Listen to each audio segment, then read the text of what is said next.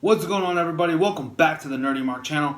I am Sid the Nerdy Mark, and today I have your review of NXT. So before we begin, first of all, I think I should still draw your attention to my hair. It's messy, it's sticking up and everything. I tried fixing it, it didn't work, so it's going to be like this for the rest of the video. I'm sorry if that's going to be a little distracting. Second of all, and more importantly, I do want to read one of your responses from the question mark, as I only got one comment pertaining to the question at hand. That question, of course, was, what is your dream War Games match? Possibly going into TakeOver War Games this year. Now, I got only one response, and that response did come from Mr. Controversy, the man of infamy, the man of charisma, the man of the Blues Brothers glasses, DJ Storms himself. So I'm going to go ahead and read out his response. He said, my dream War Games match would be Pete Dunne, Velveteen Dream, and Breezango versus Undisputed Era for all the gold. I think that's a really good choice. I would like to see that match as well. However, personally, I don't really want to see Undisputed Era in a War Games match right now, because we already had two matches with them in it, and those were both really good matches, not gonna lie. However, I want to see two different teams this year compete. That's why I picked Imperium in place of the Era. However, not to discredit DJ Storms, that was a really good idea for a match, and I would pay through my nose to see it. But with that being said, let's dig into this week's episode of NXT. So we did kick off NXT in a rather huge way, both literally and figuratively, as it was basically the rubber match between Dominic Dijacovik and the limitless Keithley. So we got to bask our eyes in the glory of this match. What a really good match this was. I had a great time with it. Just a lot of good stuff going around. Both men just absolutely athletic and powerful at the same time. It really, again, shows that big guys can go and can absolutely do stuff that the cruiserweights do, and sometimes even give them a run for their money. This is definitely a hashtag fight forever kind of a match for me. Both men are pretty familiar with each other's moveset at this point, so they kind of know what they're going to throw at each other. A lot of similar moves as their previous two encounters, but still entertaining nonetheless. But this time the match did win when Keithley hit his Limit Breaker finisher. So they called it the Limit Breaker. It used to be the Spirit Bomb, and now it's the Limit Breaker. So, okay, interesting. But anyway, so he hit the Limit Breaker to win the match against Dominic Dijacovik. Both men kind of show a sign of respect for each other. Now, both Dijacovik and Keithley got a win over each other. I guess that's what happens when you @ Kenny Omega on one of your tweets. Next up, we did have the returning Dakota Kai taking on Ty Nara Poppy, and this was a fine match as well. Good to see Dakota Kai returning, after her injury. I think took her out of commission for what I believe was about 9 months. I believe that's what the announcer said. Fine match here. Ty Nara, you know what? I don't think she ever needs to hold the NXT Gold, NXT Women's title, because she has a black belt that she raises up like a championship title anyway, so let her just roll with that. Dakota Kai did get somewhat of a run for her money from Ty Nara. So both women kind of traded some kicks. It was funny because Dakota's the captain of Team Kick, but Ty Nara went for her hands. So shouldn't she be going for her legs since she's a kicker? But we finally did get Dakota Kai taking up the victory, where she hit a modified version of the GTS, which she calls the GTK. So, okay, fine. And yeah, that was that. So congratulations to Dakota Kai on her victory. Welcome back.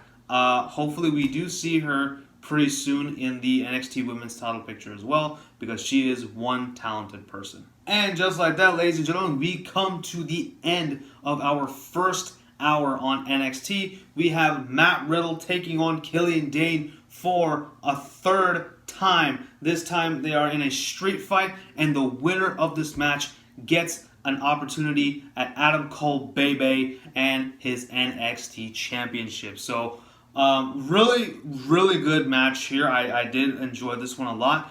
I expected a little bit more chaos this time since it was a street fight, but the match didn't really have a lot of weapons or anything introduced until like towards the second half of the match. The first half literally just was like a pure wrestling match between the two men. They did tease going to the outside area once again, but this time they didn't. They stayed within the confines of the ring and whatnot, or at least, in that area. Some great counters between both men. Riddle hitting V-trigger after V-trigger, and at one point we even had Killian Dane hitting that trifecta of Vader bombs, which I think, like I said, is going to be his finisher. So he hit 3 Vader bombs on Riddle. This time Riddle did kick out. Dane did try to hit a Vader bomb while Riddle had a chair atop of him, but Riddle did get out of it and whack, hit him across the back of the chair. So that was pretty cool. I mean, I like that. However, Matt Riddle did prevail when he did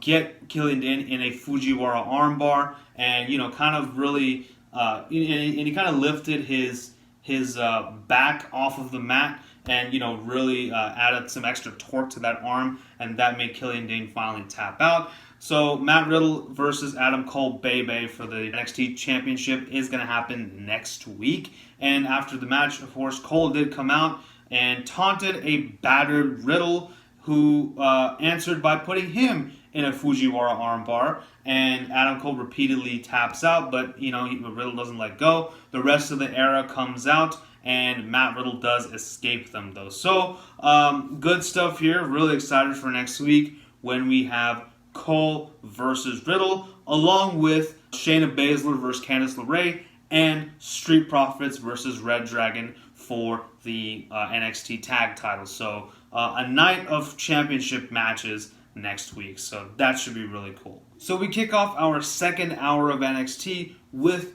Rhea Ripley taking on Kaden Carter in a pretty decent match. I thought it was fine. It was a bit lukewarm for me, but I think it was a good way to kind of gradually build up. It was only the start of the second hour anyway, so that's fine. I'm glad that they put it in the beginning of the hour. So, fine match here. I think Carter definitely did bring it to Ripley for a little bit, but to no avail, because Ripley did finally pick up the 1-2-3 with the Riptide, and she continues to assert her dominance over the women's division. I do feel like she is going to be the person who takes the title off of Shayna Baszler, but only time will tell. But I'm hoping to see great things out of this woman. It was tag team action. Up next, we had Oney Lorcan and Danny Burch taking on the team of Everrise, Chase Parker, and Matt Martel, however you say their names. This was actually a much better match than I expected. I thought this was also fine for what it was. Everrise did definitely bring it to the Brit Am Brawlers. That's what they call themselves. That should just be their tag team name. Just call themselves the Brit Am Brawlers. That just sounds cool instead of Oney Lorcan and Danny Burch. Just give yourself a name, Seriously, I don't understand why they haven't done that. Anyway, the match did end when they did hit their Lorcan and Burch hit their double team maneuver on Everrise, on one of the members of Everrise, to win the match. So this was fine. Looks like they're climbing up the ladder all the way up to the NXT tag team titles. So hopefully they do get their hands on those titles sometime soon. It is time for our main event. We have Imperium, that is Marcel Barthel, Fabian Eichner, and Alexander Wolf, taking on Kushida and 2 partners of his choosing in a 6-man tag match. Kushida does finally pick the Fashion Police, aka Breezango, as his tag team partners. I have no problem with this app whatsoever, because these two are 2 of the finest athletes that NXT has produced. And, despite their more flamboyant nature, these 2 can absolutely go and roll with the best of them. So, I thought this was fine. This was perfect because both teams are like exact polar opposites. We have Imperium, who are like super serious and just take things so seriously, while the good guys, for the most part, do like to have fun, but can still bring it in the ring when it counts. So I loved every bit of this damn match. We had Tyler Breeze playing the babyface in peril. For the most part, it was all three members of Imperium just beating the living hell out of Tyler Breeze. I would say he's the real MVP of this match. But when Breezango did get the hot tag, or Fandango got the hot tag, my God, he was like he was shot out of a cannon. Like, holy shit, he did such a great job in this match. Kushida, of course, doing what he does best. Though I feel like I wish they had gave Kushida a little bit more time in this match, but it is what it is. Kushida did finally hit the pinfall onto Marcel Barthel to win the match for his team. However, afterwards, as Kushida went to the entrance ramp to celebrate, Walter came in and hit a big shoe, I guess, because he was in his street clothes and he was wearing shoes and not wearing boots. So I guess it was a big shoe that he hit Walter, that he hit Kushida with. And the rest of Imperium stand tall. They do their little pose. I can't do it because I'm sitting, but yeah, they do their little pose, and that's how NXT ends. So overall, I thought this was a very solid episode of NXT. Honestly, a bit of an improvement from last week. Last week definitely had a lot of hype surrounding it, as it was the first episode of NXT on USA. I'm sorry, it is late, but yeah, I mean, I otherwise I thought this was good. I thought a lot of the matches were much better. I'm glad Cameron Grimes got a little bit more time to shine. From next week onwards, we're gonna get 2 full hours of NXT on the USA Network, so that's good. So no more first hour on USA, second hour on NXT, or on WWE Network. It's going to be the whole shebang on USA Network on Wednesday, and then on Thursday we're going to get it on the WWE Network. So that's going to be cool. We have 3 title matches announced for next week. I think obviously, this is to rival AEW.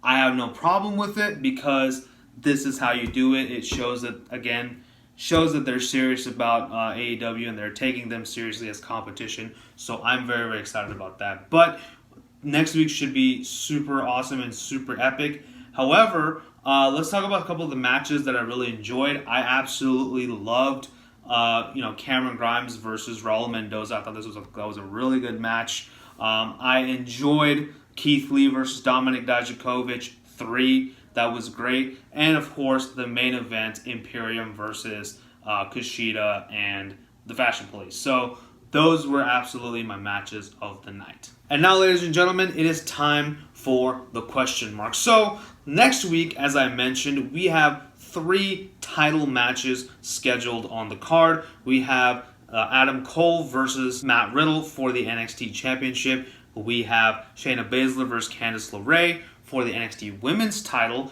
and we have the Street Profits versus Bobby Fish and Kyle O'Reilly of Undisputed Era for the NXT Tag titles. However, we do not have a challenger for Roderick Strong yet, so the North American title will not be featured next week. Makes sense because we just crowned a new champion. However, I would like to know, who do you think should take the North American title off of Roderick Strong?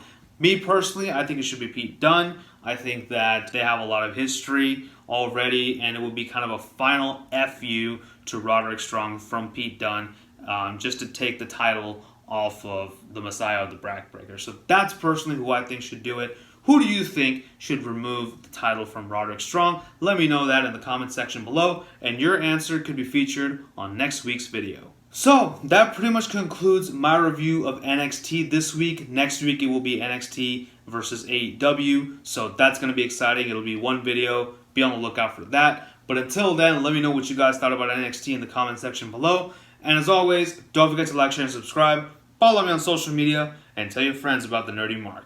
Thank you all so much for watching. Thank you so much for your continued support. This is Sid, signing off. You guys take care. Bye-bye.